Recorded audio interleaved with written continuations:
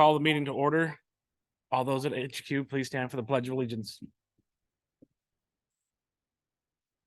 I pledge allegiance to the flag of the United States of America, and to the republic for which it stands, one nation, under God, indivisible, with liberty and justice for all. Any adjustments to the agenda?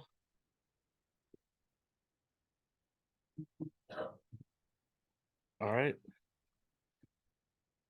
Can we bring Mark into the main meeting? Mark Lawrence, Commissioner Lawrence. That's my fault. Okay. He's an attendee at the moment. That's my fault. Yeah. Did you do it? Oh, I can get.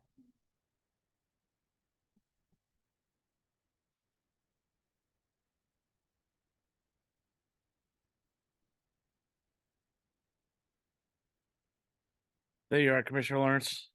All right. Any adjustments to the agenda? All right. Seeing none, the chair would like to entertain a motion to approve the agenda. Moved by Vice Chair Rowland. Seconded by Commissioner Farnahoff. All those in favor say aye. Aye. All those opposed say nay. All right, on to the consent agenda. We have claims vouchers totaling $1,698,540.02 and payroll summary and authorization for August 2023. Chair would like to entertain a motion to pass the consent agenda. Moved by Commissioner Teofleck. Seconded by Vice Chair Rowland. Any discussion? None appearing. All those in favor say aye. Aye. All those opposed say nay. Motion carries. Thank you. Approval of meeting minutes. We have 4 meeting minutes. One set for July 11th, 2023 work session, another for July 18th, 2023 regular meeting, another for August 1st, 2023 regular meeting, and August 8th, 2023 special meeting. Dish with a commish. Any comments? All right. Chair would like to entertain a motion to approve the minutes as they stand. Moved by Commissioner Farnahoff, seconded by Commissioner Teofleck. Any discussion? None appearing. All those in favor say aye. Aye. Aye. All those opposed say nay. Motion carries.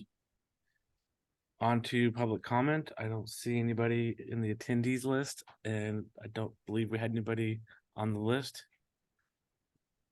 All right. On to the fire chief's report. Thank you, Chair. Good evening, commissioners, liaisons, staff, and guests, and meeting attendees. It's been a while since we've seen each other, so I apologize for the length of the fire chief report. You have a written copy in front of you, and commissioners that aren't in attendance tonight and liaisons, I will email you a copy as well. This first graphic, I just want to point out how busy and how hard working our community outreach and public education team continues to be. There are 5 events listed here in September that cover 4 different topics.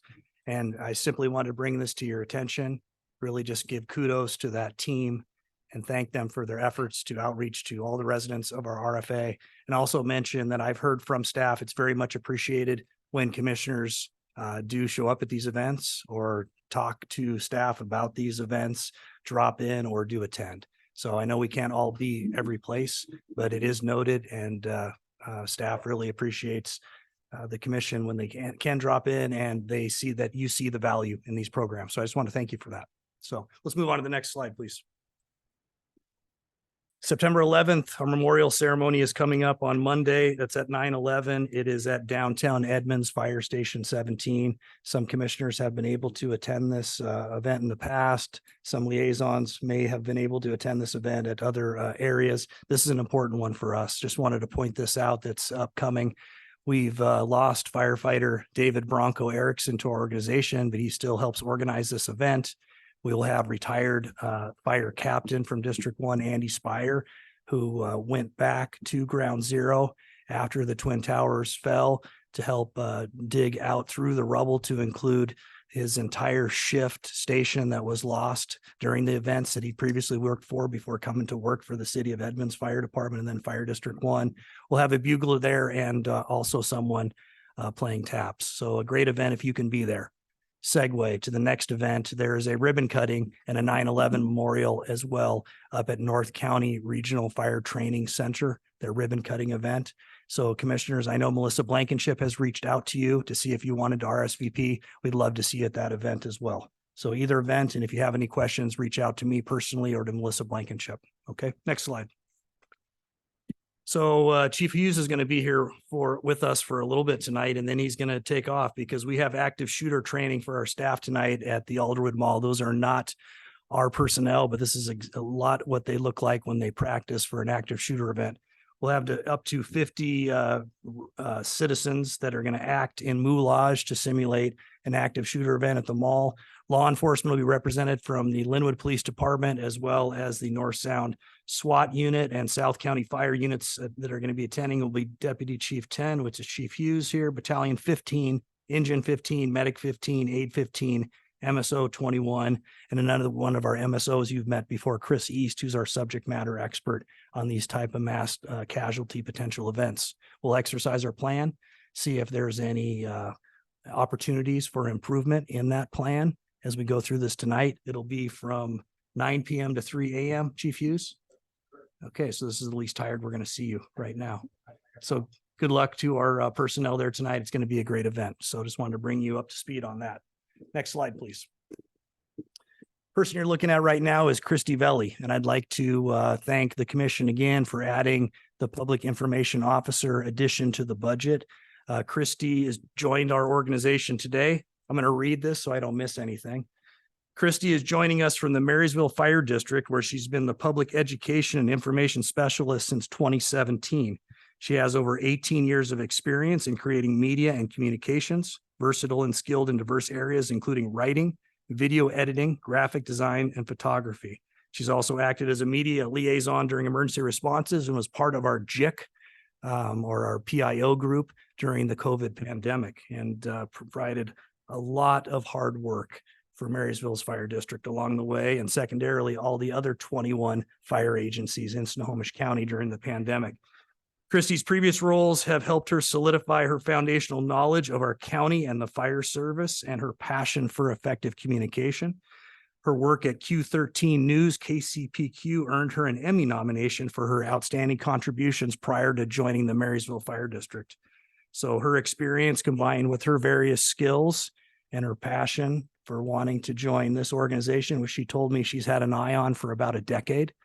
She lives just outside of our RFA in the Gold in Commissioner Kenny's district, nearly just outside of Commissioner Kenny's district. She's really happy to be here. So we feel very fortunate that she's joined our team, and just wanted to introduce her face to you in this setting before maybe you see her on KCPQ representing us in case we have a big event. So with that, welcome Christy to South County Fire. Next slide. Other big news, these are not the recruits. Those are the 14 we hired before the 10 that just joined us today. So we have 10 new firefighter recruits that started with us today in pre-academy for 2 weeks.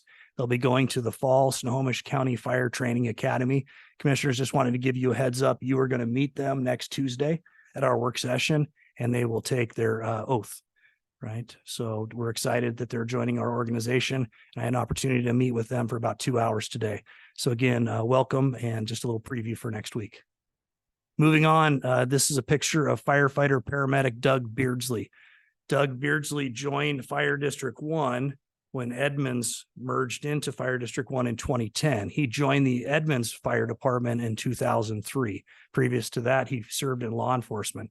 He was a firefighter paramedic with us that just hung it up with just underneath 20 years of service. His last shift was August 31st. He had a passion for a lot of acronyms, and I'm going to try not to butcher them. And I've got an EMS chief here to make sure I get these right. Advanced cardiac life support, pre-hospital trauma life support, and ACLS, advanced cardiac life support. He was an instructor for all those with us, as well as served on our ladder team. He was also a hazardous materials team member for our county. We want to thank Doug for his almost 20 years of service to our RFA and wish him and his family a very happy and healthy retirement. And with that, to the last slide, sir. I'm going to read this one as well. Some of you folks may recognize this gentleman's picture, especially a couple of commissioners that have been here for a little bit. Commissioners, I want to notify you of the passing of former Fire District 1 Deputy Chief Wes Miller. Chief Miller started his fire service career on August 6, 1968 as a volunteer for Fire District 1, hired full-time in March in 1969. He was VP, Vice President of the Firemen's Association, as we didn't have female firefighters at that time, an original charter member of IFF Local 1997, promoted to lieutenant in 1972, and then to battalion chief in May of 1977. He then became the chief of training at the request of the fire chief in 1978 and held that spot until former commissioner and Chief McGahey took that spot from him. He eventually became the acting fire chief of District 1 for a short while before resuming his previous duties as a battalion chief. He stayed there until promoting to deputy chief of operations in 1999. Retired from District 1 in February of 2006. The person that you're looking at was instrumental as a chief officer in bringing District 1 and 11 together in 1998 and 1999. He was one of the chiefs that I met with when I was working at Mount Lake Terrace, previous to us and the Briar Fire Department, Mount Lake Terrace Fire Department, starting to work with District 1 in 2001, and then our formal contract for service in 2005. He did a lot of work bringing departments together in the early stages that formed our RFA. Had the pleasure of talking with him about 8 weeks ago, 6 weeks ago, 4 weeks ago, as he moved into a hospice type situation. Always that bright smile and the glint in his eyes that he carried until the end. Proud to have called him a chief in the past, and I know there's a lot of people in the room that could probably say the same. So on behalf of our RFA, I want to express our sincere condolences to the Miller family for their loss. Chief Miller's service is open to all and will be held on Saturday, September 30th at 2 p.m. The location is His Place Church, 1480 South Burlington Boulevard, Burlington, Washington, and this is a Class A event. And with that, that's my fire chief report for this evening. Thank you for the opportunity. Staff would welcome any questions from the board. Thanks. Thank you, Chief, for the report. Welcome. Any questions? Commissioner Chan, your hand up. Yeah, I just want to comment. I compared reading the public education to a great job. Everybody knows I have Your mic on? I have an organization called Asian Service Center. So he came in quite a few seminar with different languages and is well received. And really, I'm glad these people will never get that. And now they got it, like just what you said, how to prepare a home, that all that type of thing. So I'm working on a few more languages that we can do. And I think that will serve a really huge population that never been before. And I appreciate you guys. Thank you, Commissioner Chan. It kind of blew me away today, having 2 of our 10 recruits have a conversation in Arabic today. Is that right? What's that? It blew me away today to have 2 of our 10 recruits have a full conversation in Arabic today. Oh, really? Yeah, and just some of the skill sets that some of our new hires are bringing to the table was pretty amazing. Well, we're working on there's a mosque going to be open I think in October. So we're going to go in there. One of Ritz Khan is our on a board member. So he can get us in there, and so we can really, what I call, break the barrier. No matter what, they need to get education like any other citizens. That will help us actually, to avoid an emergency and or anything like that. Yeah, Couldn't agree more. Thank you. Anyone else? All right. Thank you, Chief. On to Thank you. legal report with Richard Davis. Good evening, Commissioners. Over the course of last month, we have engaged in contract review and revisions on a variety of contracts. We've been involved in mediation preparation and attendance at a mediation last month that we'll speak more about later. We've had some property acquisition issues that we've been working through in contract drafting for property acquisition, and have advised staff on some public records issues. The one thing I did want to mention, which you probably have heard about, is I spoke about it last year at the WFCA legal committee meeting, and one of my clients was affected by this. It's called tax increment financing, and now I saw a presentation with another one of my clients, and just in case it comes up and you wonder what this stuff is, I thought I would just briefly mention, because there is possibly an effort by the WFCA to address this issue and the impacts on fire departments throughout the state. Tax increment financing is used in a lot of jurisdictions throughout the country, as I understand it. Washington passed a version of this in 2021, and it has been taken advantage of by a few local governments. The ones that can take advantage of it are cities, towns, counties, and port districts. In a nutshell, what it is they create an area. It's called a tax increment financing area, and they're able to capture the tax revenue attributable to the increase in assessed value to that area for a period of up to 25 years.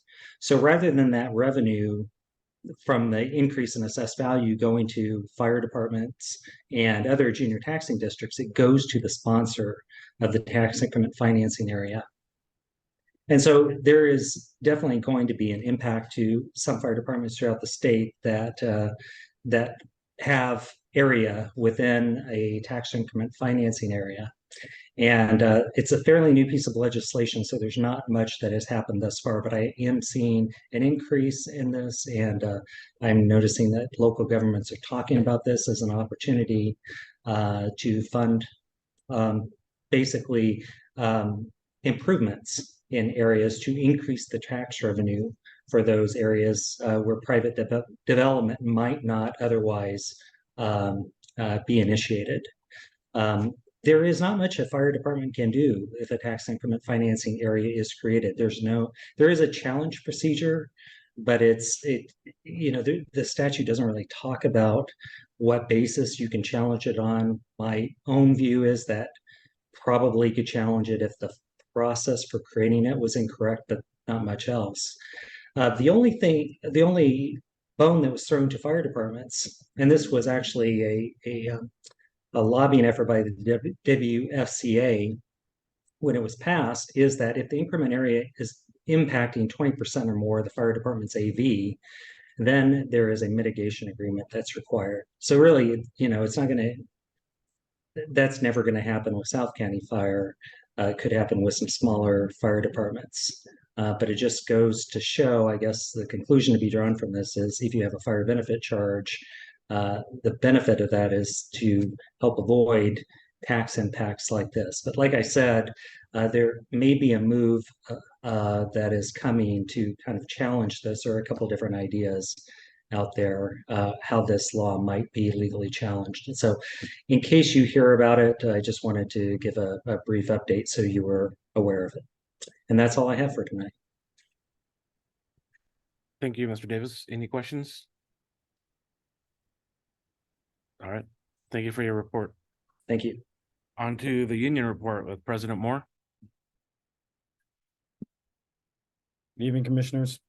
For the union report tonight, we don't have anything really new to report since the last time we met. But I do want to say I did talk to a few retirees that were recently brought in under the merger of Mount Lake Terrace and Briar, obviously coming into the RFA, and they just wanted to extend their gratitude. They've been treated really well by staff up at headquarters, and they were very appreciative of the service that they're getting. So just wanted to pass that on and let you know that our staff up there at HQ obviously are doing a great job, and people are feeling well supported as they've come in. So, and thank them for giving those people the respect.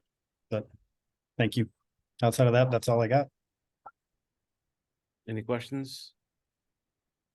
Thank you, President Moore, for the presentation. On to unfinished business with, I assume, AC Eastman's in lieu of DC Curtis and Purchasing Manager Jensen to discuss the apparatus replacement for action. Good evening, board. So I know, when I was out of town on vacation that, Chief Maxwell, and Chief Curtis, gave you a brief. One was on the brush truck and one was on, I'm gonna say just us getting in a spot where, as the state contracts open for vehicles that we're in a position to be able to move, and with the supply chain issues we've had, that we have to be nimble. And we've had this conversation before, just a result of where we are today. And so I'll start just giving you a quick update for the brush truck, because you don't have anything in your packet, regarding a brush truck. And I think there might have been an assumption or an anticipation for you guys to see some action on that. So, I'm just going to give you a quick highlight of what's happened with the process of the brush truck. And I suspect we'll have something for you the last meeting of this month. So the team looking at it looked at one of the challenges is with the supply chain, things take a long time to get, and we have a brush truck need sooner than later. And we've seen the fires that we've had in Snohomish County recently. And so they started looking at used brush trucks first. We thought we had a lead on one. It ended up not being what they advertised it to be. They've looked at production or demonstrator units, so units that they take on the road to show off their trucks. And obviously there's not much inventory out there, and so that was not successful. They've talked about or looked into purchasing a chassis on our own and then building it ourselves with the shop.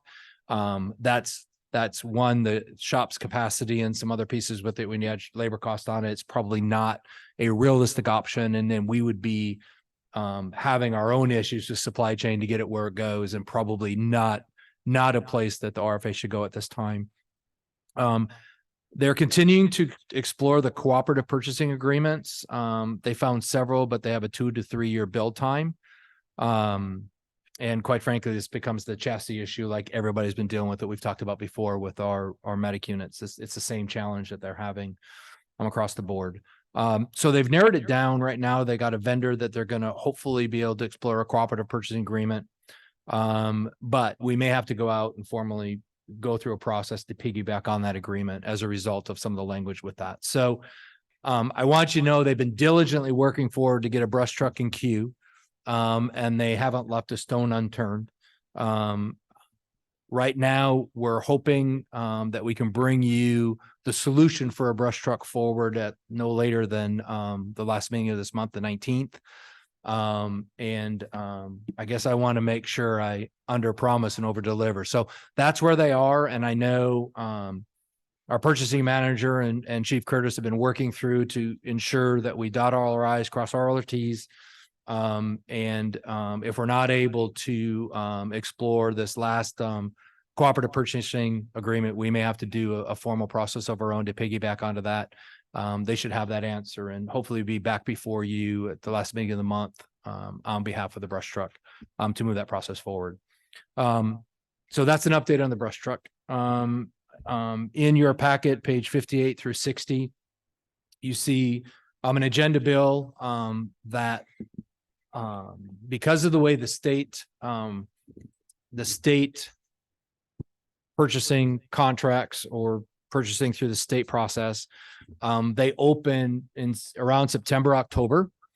And they tend to, what we've noticed over the last couple of years is they only have a certain amount of vehicles that are part of what you can purchase, and you need to be able to purchase what you want if it comes open on the state bids to get in queue for one. Otherwise, you may not get one, may have to wait till the following year, or wait for somebody to back out of one and pick it up. So we know that the state contracts are opening up, and Chris, I'm not sure if they're actually open or if they're planning on opening later in the month or first part of October. And if we're looking at 2 of the Ford Interceptors, which is our SUV, 2 additional pickups, one of our battalion chief rigs, and then another transit van, and it has an or equivalents. And once again, I use the caveat, we're trying to standardize with Ford, so we are going to stick with Ford, but there's some variability that may happen as a result of what's available, what's not available. And this is part of what our 2024 replacement is for staff vehicles and other fleet vehicles. And we kind of need to start getting into a place where we're ordering, the fall of the year before we need them, as just a result of the way the process works. And so the agenda bill before you is a request for authority to move forward and get those on order. And we anticipate a delivery sometime in 2024. The challenge with this is, and Chris, if I mess this up, please correct me, is that we would be, if we're authorized to order these, you would see the cost of the expense of these in the 2024 budget as we move forward in the process. So we're a little bit ahead. And I know that's, in a perfect world, that's not what we would be doing, but we're in a place where we're a little bit challenged right now, making sure that we get the vehicles that we need to continue to do the work we do. So with that, I'll pause and see if you have any questions either on the brush truck or on the agenda bill. Liaison Hoffman. Yeah, I manage the fleet for Mount Lake Terrace, and this is a common problem, and this is a great idea to get pre-approval. We actually only get a 1-week window from Ford. It's really tough. So anything we can do to give the fire department the leeway to get the vehicles they need, they're going to get a week or two to order things, and then it closes off, and then they're not even going to see them for another year. We had a Vector truck that we ordered in 2020 that didn't show up until fall of 22. And we had to sort the budget out on that. So I think this is a great idea, and I hope the commission approves it. Thank you. Anyone else? Vice Chair Rowland. For the sake of just our, supposition, what if we didn't, or what if there weren't enough? What would the backup plan be? Would there be other vehicles that we would look at opposed to these, or is it just you wait because these are the only ones we can use? So I will tell you from the response perspective. So for the rigs we use to respond, so the pickup trucks and the SUVs, the way we get them from the state bid is they come already pre-wired. They're designed to be a response rig from Ford. Mm-hmm. And so once we get them, outfitting them, it's really more plug and play. The wiring's all in. So they put the center console in, they put the sirens in, and there's connections already. It makes it very easy to outfit them. As far as, and that's the battalion chief rig too. The transit vehicle, we could just go to a lot and buy one. So the rig that we're not going to put lights and sirens in, like the van the one we just purchased, we could go get that.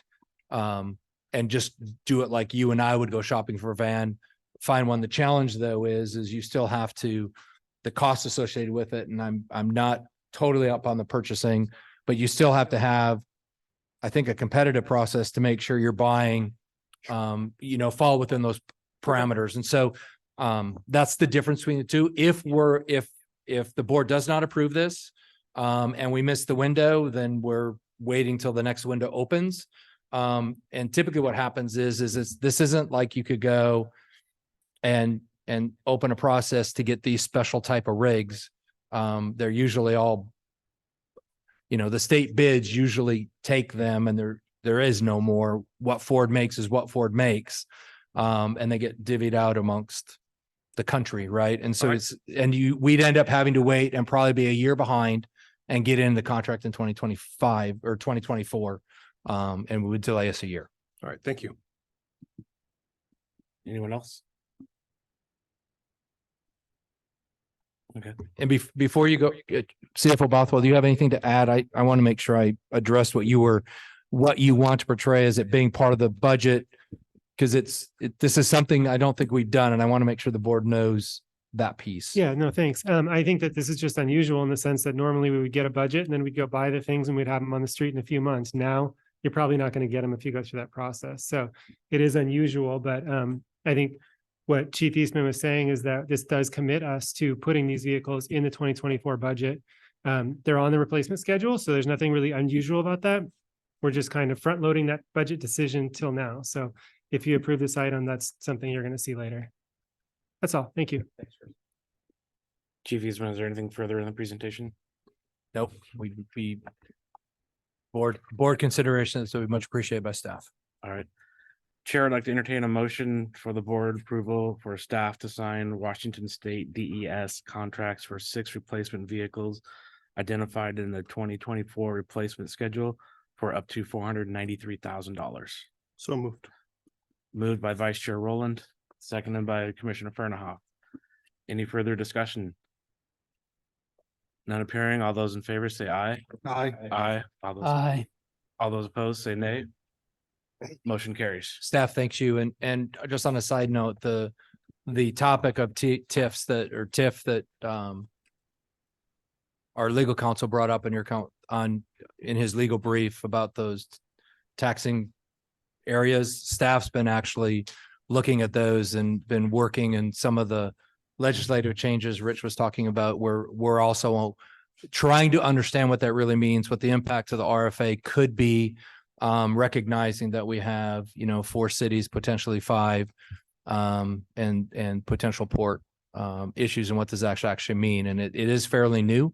And so I just want to let you know, staff, it's on our radar, and we're looking and getting better understanding. We'll follow it, and just so you know. Thank you. Actually, a question on that. If one of the, let's say one of the cities in our jurisdiction decided to go about doing this, we do have the benefit charge, as you said, but we would have to apply that benefit of charge across the entirety of the RFA, not just to the areas that were affected by the TIF, correct? Yes. Okay. All right. Something that I think if this ever does come up, we would want to definitely communicate to those jurisdictions the effect that they'd be having on their neighbors, on everybody else, basically, I guess subsidizing that particular, to use an overused term, subsidizing that. I'm trying to use a diplomatic term, but cash grab comes to mind. Thank you, Vice Chair Rowland. On to connectivity upgrades and implementation for action with IT Manager Chris Groenveld. Awesome. Good evening, commissioners and staff, and I'm bringing back our connectivity upgrades that we're looking to do. Had it in front of you guys. I don't remember when we were, a couple months ago now, and at the request of Vice Chair Rowland, we went back to go and see what other options there might be out there, just to make sure we're doing due diligence and making sure that we're evaluating all of the options that are available to us. Let me share this out real quick. This is actually in the packet as well. So what we found, so the main thing that we were trying to address originally, and you might remember that we brought forward the dark fiber solution, which was to give us a private connection to all stations to the new data center that we're moving into for Snohomish County. The main reason for that was to give us a fully private connection to all of our stations, to the data center, which in turn gives us connectivity to Snow 911 to prepare and for the new station alerting systems that we're working on getting installed, and we'll be moving forward here shortly as well, to have a solid connection to Snow 911. So we were kind of taking this as a 2-step process because our Comcast lines are all up for renewal next year. But after doing the additional work, we kind of found that there are some other options out there that can kind of get a jump start on improving internet connection and getting us a private internet circuit or private network connection as well without internet. And that's kind of what I'm looking at here. So I just wanted to go through the various options that we found. And I'll just go down the list here real quick just to get to where we're looking at. So the first option we found was we reached out to all the vendors that we could find in the area. There's very few. So we're already using Comcast. We're already using Astound for several of our locations. Ziply is the only other real major provider in the area that would be even worth putting in. And so we reached out to them to see what kind of solutions they would have. So the first option that we have here is to basically adding to our Comcast connection right now, adding Ziply fiber to that. So it's a business class fiber line. They have a commercial grade business line, which is what you're seeing here for stations, the first set of stations here. That's their business class line. There's really no SLA or service level agreement on the line. So it's best effort. It's a pretty reliable service, but we have no guarantee that it's going to be up, and it's best effort to get stuff back up. The other stations are not currently in that service area. So their other option is to basically do a more expensive line, which is to get their dedicated fiber service. That does have an SLA around it. So what we did for the first option here is just doing basically internet connection with VPN connectivity over to the data center, which gives us the connectivity to Snow 911. We didn't think that that was really a great solution based on the SLA levels, and that it still does rely on an internet connection to make sure that it's up. Granted, you do have the 2 connections that are there. The second option is basically just taking the first option, cutting out all of the stations that would have the business class line with no SLA on it, and just converting them all over to their dedicated line, which does get an SLA, but it also does give us slower speeds than what their business class line would do. So we could probably bump those up, but then we're getting into a much higher price bracket, and it kind of makes the whole thing, it doesn't really end up saving much in the long run.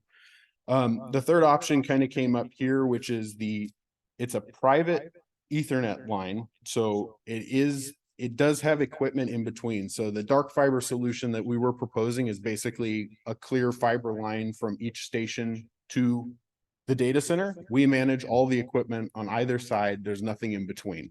It's a straight line. This basically sends back the connection to the provider. So in this case, we're looking at Astound, the provider's network, and this may help visualize it a little bit here. Each of our stations basically would have a connection back to whatever the nearest point for the network connectivity is. And then we get the reliability and the redundancy of their core network, and they route the traffic back to where we want it to go. There's some benefits to doing this. We kind of take the load off of our small IT team. We're not managing. We don't have a single point of failure on our network where if a switch goes down, we might lose the entire network. We're using their more robust network, their failover, their reliability, and we're doing it through there. The connection for the ELAN still does not require internet. So that connection is strictly for internal connections only, does not touch the internet. But the added benefit that we get with this service is they are also throwing in their business class internet service as well. So not only do we get the private connection we were looking for, we also get an upgraded internet service so that we actually have a more reliable internet circuit at all of our stations for the growing need for actual connectivity and internet traffic. So it knocks out the requirement for basically having a reliable connection that doesn't rely on internet. We get a more robust internet connection. And then our plan would be to continue to work with Comcast when the renewal comes up next year to keep that service, probably tone it down. So we might have more savings there as well when the renewal comes up, to keep that as like a last resort. If Astound were to go down, or if the connection were to go down, we have that additional failover while they get their connection back up and running. The Astound service, all of it is a 99.99% uptime guarantee for both lines, or sorry, for the private line.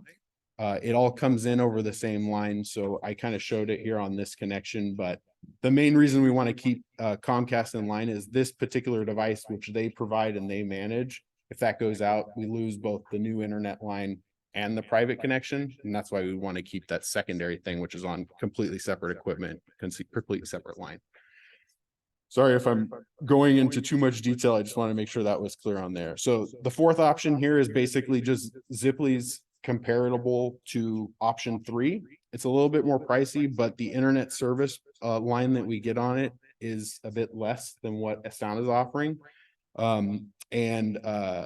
The other benefit of both of these is both of those providers have also still offered us the option to turn that private Ethernet line service into a dark fiber line if anytime during the contract period we would like to do that and we need more bandwidth or we need more of that kind of connectivity. The downside to Ziply's side of that is they're about twice the cost if we were to go to dark fiber, Whereas Astound is honoring the original pricing that we got. So if any time during the contract period we want to switch, we can, and we just pay that same pricing that they wanted. I don't necessarily think at this point in time that's going to be necessary, but it's nice to have the options open if anything changes in the next 7 years, which is the contract length.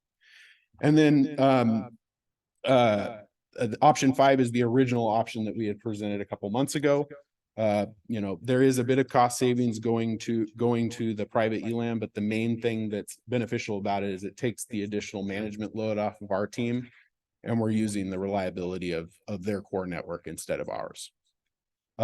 So what we're looking for today is attached to the agenda packet is the actual option 3, which is staff's recommended solution to implement. And we're just kind of looking for board approval to allow Chief Hovis to sign that so that we can start implementing services. Happy to take any questions if there are any. Any questions? Vice Chair Rowland? I thought of one, since you briefed me earlier this week. And that is, I know that when we signed up to move everything into the Snohomish data center, they have very high rates for the connectivity. I think it was what, 30 megabits was $300 a month or something like that. With this, do we still have to use that as the point of egress for data, or is there a way to route it just over these lines? So the internet circuit there will only be used for connectivity from the data center. So the systems that are hosted there, it can also be used as a last resort failover, but the intention is to route only internal traffic over that private line, and everything else that's for public or internet service will be going out the secondary line they're providing. Gotcha. So we'll be getting the local faster internet service, and then we'll have the private line primarily for station alerting, but it also allows us to connect to servers in the data center as well. All right, thank you. Anyone else? Okay, thank you. All right, is there, you highlighted option 3, is that the preferred? So that, yes, sorry, the option that we have selected to go with is the option 3, which there is an actual proposal from Astound in here that is ready to be executed whenever it's signed. It basically is just, it has the monthly rates that are in there. It is a 7-year contract on it. There are no upfront costs. It's just a monthly recurring for service. Page 63. Sorry. Service Yep, order. 63, I think it's 3 pages. So it's basically just outlining that business class internet service, the private Ethernet line, and then the static IP for the internet service at every location, including the data center, to terminate everything. All right. Well, then I move that we authorize the fire chief to sign the service order OP 376178 from Astound Business Solutions and have that implemented. Been moved by Vice Chair Rowland and seconded by Commissioner Teoflack. Any questions? None appearing. All those in favor say aye. Aye. All those opposed say nay. Motion carries. Thank you. Thank you. And then on to boardroom technology update for discussion, again with IT manager Chris Groenfeld. Yeah. So there were some questions whenever we met last, about the boardroom. I just wanted to bring back an update on that. No real action as of tonight. What I wanted to do was get our updated scope of work in front of you guys and just kind of quickly go through what we were looking to do and just make sure that everybody's kind of on board with that, with the price ranges that we're looking at right now. The next step on it will be basically to go out. We have to go, based on our procurement process, go out to bid. So we need to fine tune and get our statement of work that we can then send out to the vendors in the area to actually get bids on it for the actual pricing. So as of right now, the scope of work is pretty much the same with a couple of changes to what was presented a while back, but just to kind of reiterate. So essentially everything in the room is outdated and needs to go. Our current plan is to replace the microphones that you're seeing here. We're looking to go to a wireless system so that we don't have to have all of the cords stretched out. It makes it a lot easier for setup and move, depending upon if we decide to stay in this format or move to something else. It makes it a lot easier to change the format of the room. So we're looking at implementing 16 of the wireless gooseneck mics like these. Right now there's 14 in use. We didn't want to have the system completely maxed out, so we opted to add an additional 2 to it.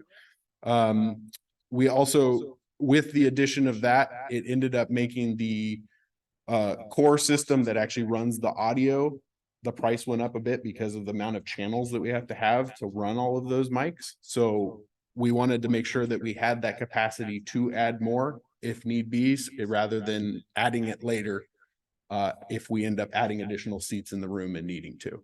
So we're looking at adding or doing 16 of the wireless gooseneck mics, 1 lapel mic and 1 wireless handheld for presentations in the room, or if somebody's walking around, whatever it might be. All of the speakers in here will be replaced. All of the core systems downstairs, everything's going to be getting converted from analog to digital to be able to make it actually work with the remote and hybrid systems that we are currently using. We're looking at replacing the single camera with 4 cameras around the room. The hope is that that will allow us to utilize the room in any form or fashion. The placement will obviously have to be adjusted once the other equipments are up, but it's kind of looking like it's probably going to be one on either side of the room to grab all the different angles if we need to. We're also planning on replacing the overhead TVs with ones that are slightly bigger, and they're going to be commercial grade, so the quality should be a lot crisper and easier to see from a further distance.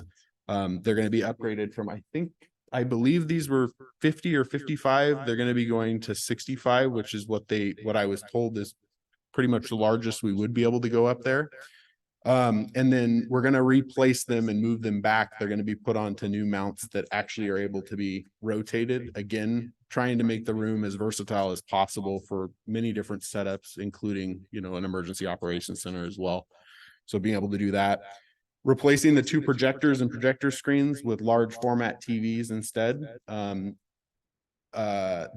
we're looking at getting 2 86-inch TVs on mobile carts. More than likely, they'll probably be placed up at the front of the room most of the time, but all they need is a power connection and a network connection, and they'll be able to pull whatever we're feeding to them any place in the room where there is that. So again, trying to keep versatile, allowing them to move around as necessary, although I don't necessarily think they will have to move, at least as of right now. Let's see what else. So going from running HDMI cables to everything in the room, it's all going to be AV over IP. So we can basically control any display, throw whatever content we want. So if we want to have one thing showing on this screen, we can, another thing showing on that screen, we can. It just allows us fully customization depending upon the need for the room. More than likely, right off the bat, we'll have 2 to 3 room configurations configured where you walk into the room, hit the button, and it just turns on whatever is programmed in that way. We are figuring in the integration with the new Granicus meeting software as well. So that'll be feeding anything that we want to into the recording system as well. And that's the primary goals of the system and the main components of it. The rest of it's all just the inner workings and whatever's needed to make that all work, but that's the main things that we're looking at. Budget range with the increased use of mics, it does bump up the cost. We're kind of getting into the range of more like 140,000 to 175,000.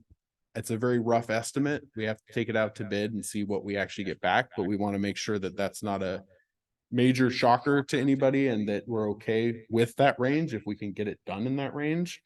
And just making sure that nobody sees any, the board doesn't see any major flaws with, the amount of mics, not taking something into consideration, whatever it might be.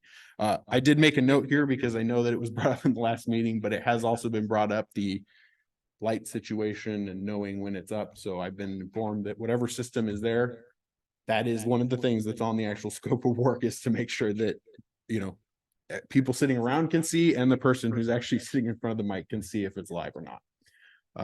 That was the main thing that I remember hearing. So we're just kind of looking to make sure everybody's on board, that we're looking to go forward with that and move forward with the procurement process to take that out to bid. Commissioner Chan, see every hand up. Yeah, I think my most concern is that this room should be a board meeting, but also trainings. Is your mic on? That's why I want automatic. You don't need to push button. So I want to make sure, because you speak really strong voice, but some of us low, and so I want to make sure the speaker plays in such a way that we can all hear it. But at the same time, I assume that since most of our meetings are recording, it doesn't have the echo, that type of thing, right? Fightings and all that stuff. All that's being taken into consideration. The only reason we can't use the speakers now is because we've kind of Right, makeshift the system, but right. it is made so that these mics will be able to be heard overhead and in the Zoom meeting as well. So yeah, we can hear right across. Yep. Thank you. Vice Chair Rowland? Just curiosity, some of those high tech kind of, they're just microphones on the ceiling and they don't have the desk mics. Is that just we can't mute those and it picks up everything all the time, and kind of that was the consideration behind that? I'm assuming? So I didn't actually put that in here, but that is also being added in. The problem is it can't be used in conjunction with the actual wireless mics, and they cannot be used to pick up what you're saying and push it back into the room. Gotcha. So that will be an option in a training room situation, so that not everybody in the room has to be mic'd. If people are participating in the audience, they'll be able to be picked up. They just won't be able to be heard in the overhead speakers. Gotcha. Makes So sense. it's more like the lecture, I guess, layout of the room. Sure. All right. Commissioner Chan, your hand is still up. Is that by accident? Okay. Anyone else? I guess just one more question. That is, for those displays that are being wheeling around, do they do wireless connection too, so they can be like presented from a laptop and things like that? So that is a function that's in there. Okay. There is basically, there's a wireless dongle, or you can do it wireless completely. The problem is you can't really feed that back in for a boardroom type meeting. So that'll probably we'll have to figure that out, but that is also worked into there. Gotcha. Where, especially in a room situation where there's not a remote component, you can just plug that in and share whatever you want onto the screen as well. Gotcha. I'm thinking the context of a guest presenters, that you don't want them plugging their computers into the network because, you don't know where they've been. So, thank you. Commissioner Chan? I've seen some council meeting, city council. You said 4 camera. Is there any way you're the one to speak automatically? So we are figuring that in. More than likely, it's not going to be like zoomed in directly on the person. I think what it's going to be more like is this camera is going to pick up that side. So if one of these mics is on, that's what it's going to focus on. So it might not be right on you, but that's area of the room. Yeah, sometimes frustration, you hear somebody speak, you don't know who spoke, right? It's just like the council meeting, right? Mhm. Who's speaking, right? So. So Yeah, there are systems that do that, but they get very expensive. Some of the Cisco web presence and things like that, they're very high tech, but yeah. there's a lot of room. At least zoom in the area. Mhm. That's Yeah. the way. Thank you. Yeah, that's the main reason for considering like 4 cameras to be able to pick that up. Yep. Okay. Anyone else? I'm curious about a timeline. So let's go ahead and say, get somebody signed up tomorrow and they're gonna come in the day after. Are we thinking like an 8-week program for this to be start to finish? Most of the vendors that I talked to, the biggest thing is getting the hardware. Oh, supply chain? Supply chain issues. So that's going to be the biggest thing. The install window is, most of them gave me a week or 2. But that's after everything's actually here and ready to go. So whether they may start work, it all depends on which vendor we select, and we'll have to figure that out. But Okay. install, I got kind of a 2-week window was what it was, but we could have a multi-month waiting period. Who knows? Okay, that was my question, was the install window. So Yep. thank you for that. Yep. So, So since the audio video equipment's going to be moving around, really the only thing that's going to be hardwired in, I'm assuming, are the cameras. The cameras, well, the TVs technically are. The computer that'll be running the TVs will be. The main thing. I mean, it's more of what needs to be done in the room to accommodate all of this stuff as far as drilling and running wires and all of that stuff. For the most part, we've already got network cables everywhere. We just need to get the stuff that's gonna be hard mounted. Correct. Okay, Yeah, cool. it's most all low volt work.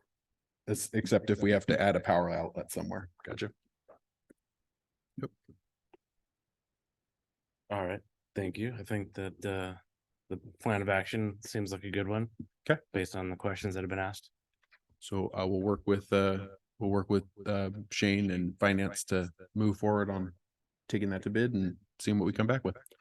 We're looking forward to this being in place by Halloween, just so you know. Sweet. All right. One last question.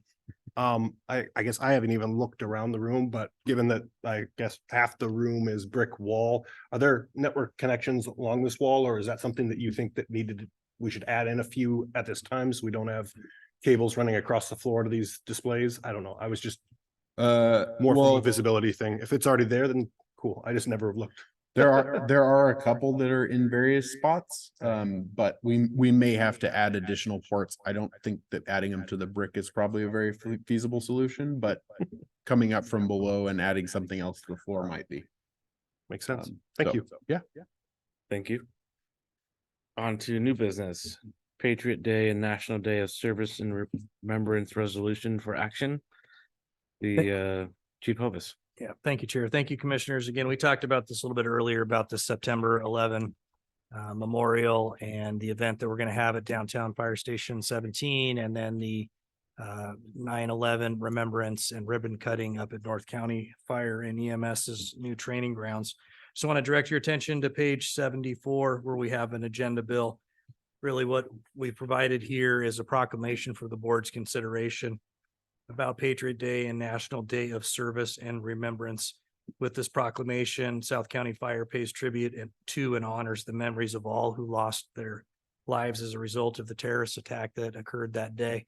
And thinking about, this day for some people like myself, we were on duty. For some people on commission, maybe they changed their careers. And it certainly changed the lives of everyone in this nation that viewed those events. And we've never been the same since. It's been 22 years. And it struck me today that one of our new hires was born after 9/11. So if nothing else, it's a great way for us to remember that we do have new members of our organization. We have some that lived through it, and of the 300,000 approximate residents that we serve, it's an important day for many. So again, the recommendation on page 74 is adopt resolution 09052023-22, recognizing Patriot Day and National Day of Service and Remembrance for the 343 firefighters, 60 law enforcement officers, and 2,753 civilians that lost their lives that day. With that, thank you. Thank you, Chief Hovis. Any discussion? Thank you. Make a motion. Commissioner Farnoff, you make a motion? Yes. Okay, friendly amendment, the adopt resolution 09052023-22, recognizing Patriot Day and National Day of Service and Remembrance. Is there a second?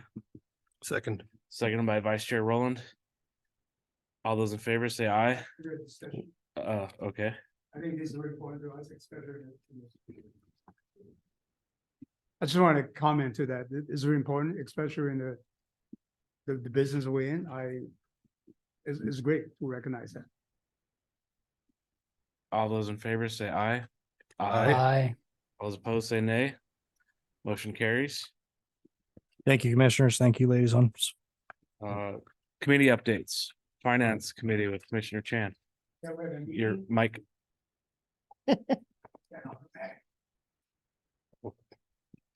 You're gonna regret that.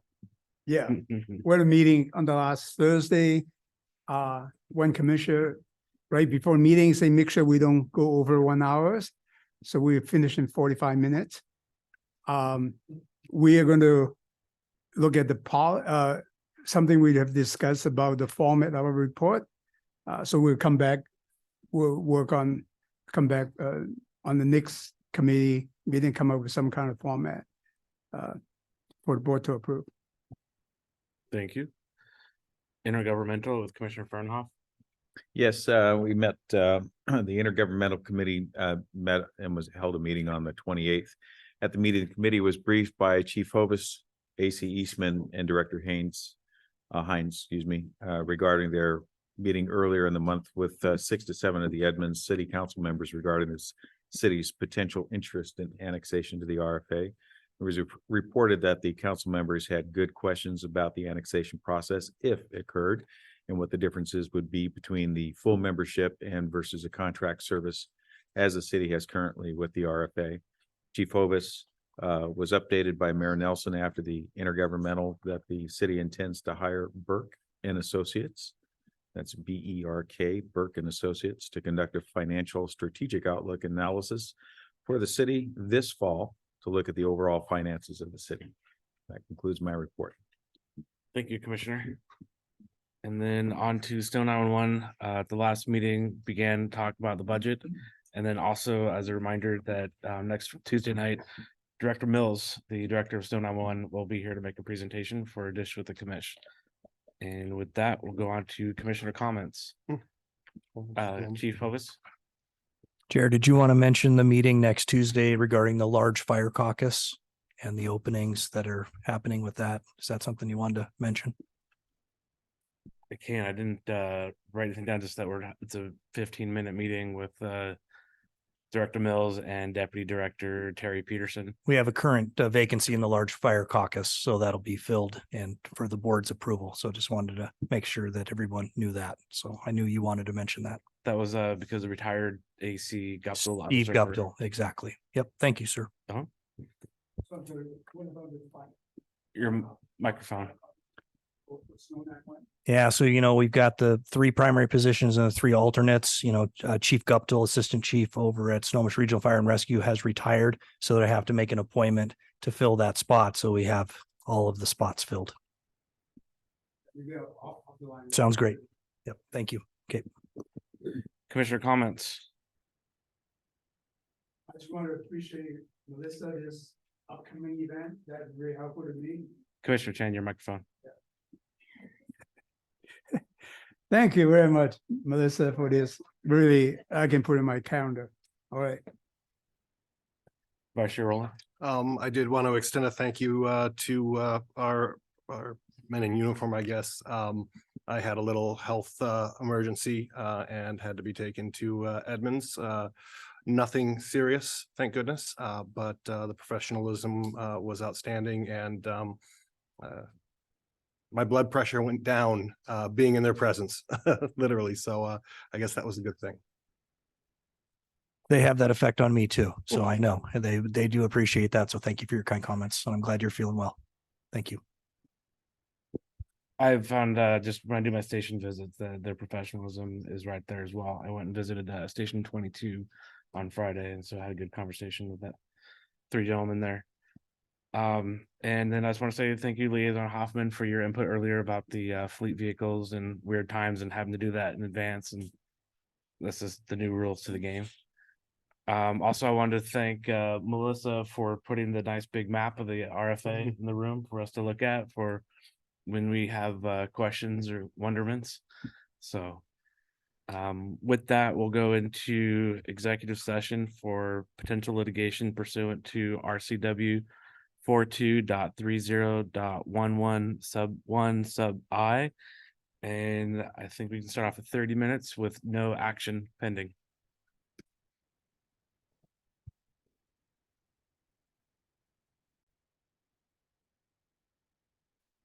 Call the meeting to order, and without objection, I adjourn the meeting.